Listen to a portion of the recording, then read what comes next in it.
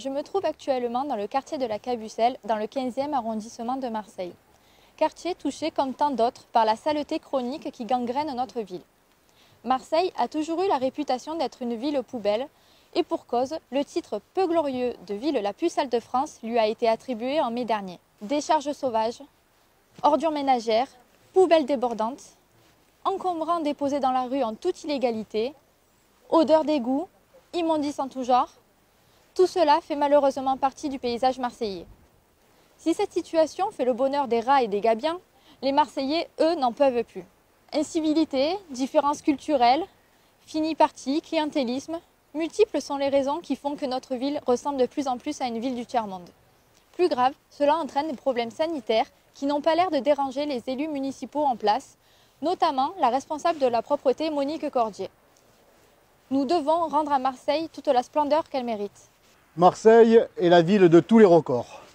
C'est la ville la plus embouteillée de France, c'est la ville la plus polluée de France et c'est aussi la ville la plus sale de France. À cela, il y a deux raisons essentielles. La première, c'est que de trop nombreux Marseillais ont pris l'habitude d'abandonner ici et là des objets qu'ils jugent encombrants et estiment que, ma foi, la ville finira par passer pour les ramasser. Eh bien, c'est là que se pose le second problème. Ce n'est plus la ville qui s'occupe de la propreté à Marseille, ce n'est même plus la communauté urbaine, mais désormais la métropole.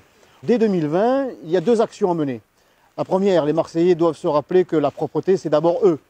Et ensuite, que la mairie de Marseille prenne une initiative. Sur ces 12 000 agents que compte la ville, eh bien, 100-150 emplois devraient être réservés pour permettre aux mairies de secteur d'avoir une brigade chacune de 7, 8, 10 agents. Et tout au long de la journée, tout au long de la semaine, ces équipes de proximité au quotidien viendront compléter l'action menée par la métropole. Alors je crois que la propreté, plus que les autres domaines encore, mérite une action au quotidien et de proximité. Nous, en tout cas, en 2020, nous prendrons nos responsabilités et nous ferons de la propreté la priorité pour Marseille.